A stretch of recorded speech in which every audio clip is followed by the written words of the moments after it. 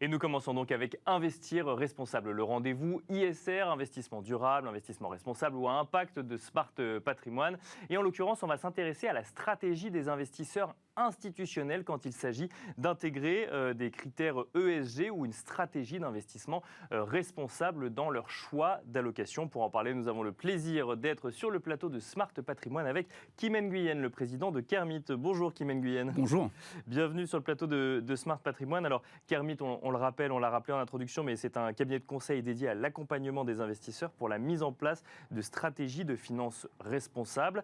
Les acteurs de la finance sont nombreux. Aujourd'hui, on va s'intéresser aux investisseurs institutionnels. Il faut encore les accompagner aujourd'hui pour la mise en place de stratégies d'investissement responsable. C'est encore un sujet sur lequel on démarre en 2022 ou j'ai envie de dire les premiers jalons ont déjà été posés depuis quelques années quand même. Je vais vous faire une réponse de Normand, mais ça dépend. Ça dépend, très bien. Ça dépend, ça veut dire que certains n'ont pas encore commencé. Voilà, en fait, on est sur un marché vraiment qui est aujourd'hui de plus en plus à deux vitesses, il faut s'en rendre compte. On a des investisseurs qui sont d'une part très très en avance, on va dire, c'est ce que dans le jargon des sociétés de gestion ils appellent le tier 1, le premier tiers, les bons élèves. Là, on parle de noms que tout le monde connaît, la Caisse des dépôts, les gros assureurs, le FRR. C'est des gens qui sont très en avance. D'accord. Des questions de moyens, d'ambition politique aussi, de choix de la France. Et depuis la COP21, c'est des gens qui ont beaucoup investi sur ces sujets, qui sont très en avance, qui sont très visibles.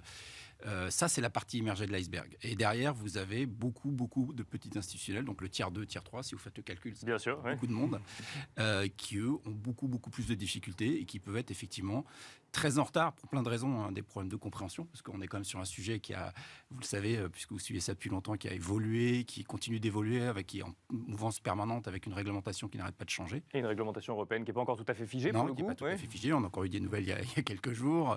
Voilà, ça bouge en permanence. Demain, il y a l'écolabel. Vous avez eu les discussions qui ont été rouvertes sur le sujet de l'armement, ou des choses comme ça, qui Bien sûr, étaient les sujets sur lesquels on n'aurait pas eu les mêmes échanges il y a quelques années. Donc tout ça change en permanence. Donc un problème de compréhension des enjeux. Je pense un problème aussi de compréhension de la stratégie, parce que l'idée, je pense qu'on est tous d'accord sur l'idée, c'est bien. Maintenant, comment on fait pour mettre ça dans la finance ? Gérer un portefeuille, les institutions, ils savent faire ça depuis très longtemps. Gérer la finance, chercher le meilleur équilibre rendement-risque, c'est une chose qu'ils savent faire. Maintenant, rajouter une autre dimension, et pas seulement en gadget, mais dire vraiment on va réintégrer ces notions d'investissement durable, d'ESG, d'impact dans notre stratégie, c'est quelque chose qui est très compliqué à faire.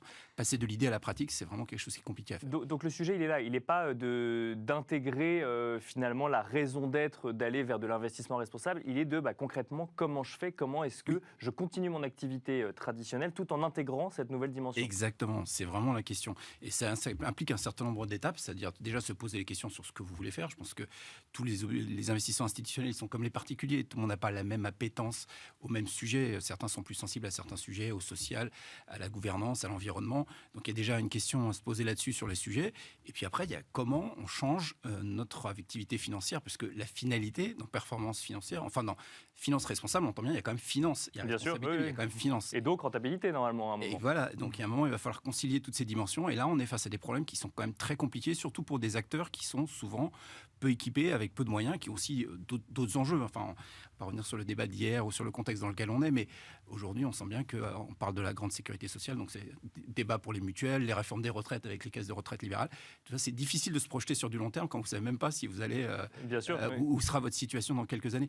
Donc ça devient... C'est un contexte très compliqué. Puis j'ajouterais vraiment ce contexte de moyens qu'il ne faut pas négliger, c'est-à-dire qu'aujourd'hui, si vous regardez les moyens que nécessite la mise en place d'une politique responsable, c'est-à-dire en termes de données, en termes de plateformes, en termes d'outils de reporting, c'est gigantesque. Et quand vous êtes une petite structure de quelques dizaines de personnes, si vous voulez, c'est des coûts qu'il faut prendre en compte et qui sont vraiment non négligeables. Alors, on va évoquer avec vous la stratégie qu'on peut mettre en place quand même quand on veut s'y mettre, effectivement, pour le tiers 2 et tiers 3, si jamais on veut commencer en 2022. Juste avant, vous avez parlé donc, du débat d'hier, mais j'ai envie d'ouvrir à la période actuelle, période de guerre sur le sol européen, et notamment sur le sol ukrainien, période de hausse des cours des prix des matières premières, et en même temps, période où les derniers rapports, et notamment rapport du GIEC, alertent sur l'urgence d'intervenir. Est-ce qu'on est dans un moment qui est propice au développement à grande échelle de stratégies d'investissement durable, ou au contraire, qui vient freiner du fait d'une urgence qui devient une urgence de trouver de l'énergie avant de se poser la question quelle est son origine ou autre? Non, je pense qu'on est dans un moment clé qui va accélérer, à mon sens, qui va accélérer les choses. Il y a un point que vous n'avez pas évoqué, mais qui est la réglementation aussi. Bien sûr. La réglementation européenne, elle commence à être énorme et elle va s'appliquer dès cette année pour beaucoup d'acteurs, que ce soit les sociétés de gestion ou les investisseurs institutionnels. La réglementation, en plus, qui a été déclinée dans la loi française, dans la loi énergie et climat, dont on attend les premiers rapports pour tous les investisseurs institutionnels dans 2 mois. Les premiers rapports sont en juin, donc j'espère que tout le monde s'y est mis, parce que sinon ça va être tard pour commencer. Mais oui, on a aujourd'hui un alignement des planètes qui fait qu'à mon sens, c'est vraiment une question aujourd'hui d'accélération. Il va falloir passer à l'étape supérieure. Il n'y aura pas de moment plus propice. Et je pense que vraiment l'Ukraine, le contexte qu'on vit actuellement sur le climat, c'est un test grandeur nature pour tout ce qui est stratégie ISR. C'est vraiment le moment de se poser des questions. Et on le voit aujourd'hui, c'est difficile de ne pas se poser une question sur son portefeuille par rapport à des situations comme l'Ukraine ou le GIEC. Dire effectivement, et ça marche pour les investisseurs institutionnels comme pour les particuliers, de se dire à quoi sert mon argent, où est-ce qu'il va, est-ce que je suis d'accord avec ça. C'est quand même, on est tous concernés par ce sujet-là et à travers notre argent, on a quelque part, même si c'est un petit levier, on a tous un moyen d'agir. Donc ça, c'est vraiment, à mon sens, le moment de se poser la question. Et je pense que, le moment que nous vivons pour l'ISG, en tout cas, un moment clé. Alors moi, j'espère qu'il va déboucher du bon côté, de l'accélération. Oui. On espère tous, parce que c'est quand même vital.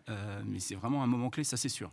Oui, alors si je suis un investisseur institutionnel, que j'ai conscience de ces enjeux depuis un certain nombre d'années, mais que je me posais la question de la pratique, et que donc aujourd'hui, en 2022, je veux avancer, mais je ne sais pas comment faire. Quelle stratégie je mets en place, Kim Nguyen? Alors, la première chose, je pense qu'il faut avoir bien conscience, c'est, et si vous me permettez l'analogie, c'est comme si on vous dit, vous allez votre vieille maison, vous êtes confortable, on va vous changer, mais on met dans une nouvelle maison économique, écologique, etc. Je pense qu'on est tous d'accord sur l'idée. Maintenant, la pratique de comment vous allez changer votre maison, déjà, ça ne va pas se faire en un jour. Bien sûr. Il va falloir accepter certains sacrifices. Il y a des choses qui vont changer. Il va falloir prendre en compte l'opinion de tout le monde, toute la famille. Est-ce que tout le monde est d'accord avec votre projet? Déjà là, vous allez avoir un petit peu de problème. Donc ça, c'est déjà réfléchir sur les valeurs, sur l'objectif qu'on veut se fixer. Et puis après, il va falloir passer au concret, avec des corps de métier qui ne vont pas s'entendre entre eux, avec une réglementation, on va vous dire, là, vous pouvez construire quelque chose, mais peut-être dans 2 ans, il va falloir le défaire. Il va falloir rajouter une pièce, il va falloir enlever une pièce. Et donc là, ça devient, ce passage-là, il est à mon sens très compliqué. Et puis, il va falloir mettre des moyens en face, parce qu'il va falloir vous faire accompagner. Il va falloir vous trouver des outils. Donc, on est vraiment dans une logique aujourd'hui où, effectivement, il y a toutes ces étapes à mettre en place. Et donc, ce qui est important, c'est l'horizon. C'est à se dire, on ne va pas virer à 90 degrés, vous n'allez pas avoir votre nouvelle maison demain, ça va prendre du temps.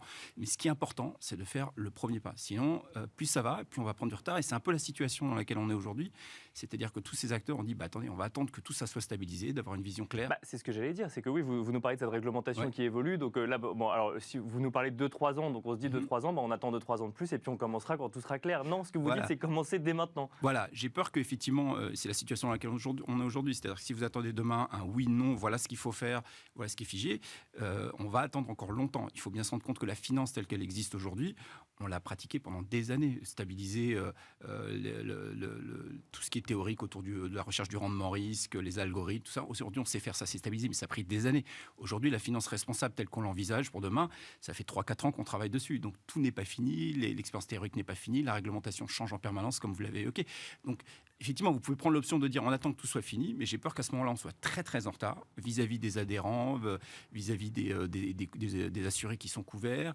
Voilà, donc non, il faut aujourd'hui, à mon sens, faire le premier pas, et c'est important aussi dans une dynamique d'apprentissage pour accompagner le mouvement et pour accompagner ce changement. Parce que plus ça va changer, plus vous allez arriver en retard, plus ça va être compliqué. Quand on s'y met en 2022 et qu'on considère qu'on a peut-être déjà un petit peu de retard par rapport à d'autres acteurs, est-ce qu'il faut faire des virements de bord massifs? Est-ce que, par exemple, il faut exclure un certain nombre de sociétés du jour au lendemain? Est-ce qu'il faut aller massivement sur le E, par exemple, de l'environnement parce que c'est le sujet le plus actuel en ce moment? Ou est-ce qu'il faut quand même garder une ligne directrice qui était celle qu'on avait avant? Non, je pense qu'il faut garder une ligne directrice. Comme je l'évoquais, de toute façon, dans la finance durable, on sait qu'on est sur un temps long.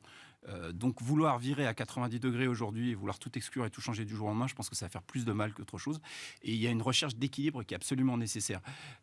L'environnement, évidemment, on l'a tous en tête, le rapport du GIEC, mais il n'y a pas que l'environnement, il y a aussi le social, il y a la gouvernance des entreprises. Il faut qu'on agisse de façon équilibrée sur tous ces leviers, ce que font déjà les sociétés de gestion dans une certaine mesure.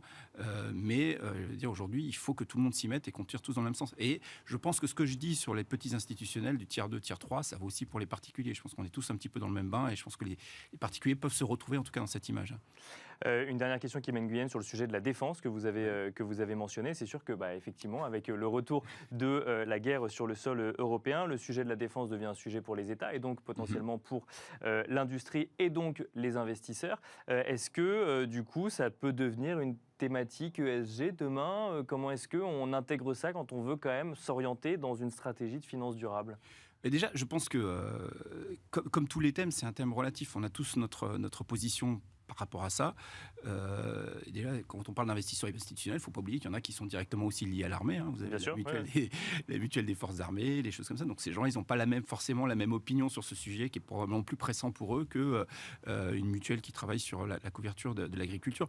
Donc voilà, on a tous des approches différentes là-dessus. Je pense que la principale chose, et c'est dans Finance Responsable, c'est d'être responsable, c'est de savoir où va son argent et d'être sûr que l'argent qu'on utilise, il est déjà en conformité avec nos valeurs et ce qu'on veut en faire. Après, je pense que c'est des décisions individuelles. Je sais qu'il y a des débats, comme vous le savez avec moi, qui sont réglementaires, puisqu'on parle de l'écolabel demain, avec tout le débat qu'il y a eu en début d'année avec la ministre des Armées sur le financement de l'industrie. Donc ça, c'est aussi des débats qui sont réglementaires, mais qui, je pense, sont à un autre niveau. En tant qu'investisseur institutionnel, je pense que la première question à se poser, c'est savoir, moi, ce que je veux faire, et est-ce que je me suis assuré que mon argent, effectivement, est utilisé dans la logique et dans la cohérence des valeurs que je souhaite porter. Donc se poser la question de ces valeurs et ensuite aller vérifier si effectivement, au bout du bout, on finance bien effectivement des activités qui sont en lien avec ces valeurs. Surtout être sûr effectivement que notre argent sert bien à ce qu'on souhaite. Merci beaucoup Kim Nguyen. Merci. Je rappelle que vous êtes président de Kermit et quant à nous, on se retrouve tout de suite dans Enjeu Patrimoine.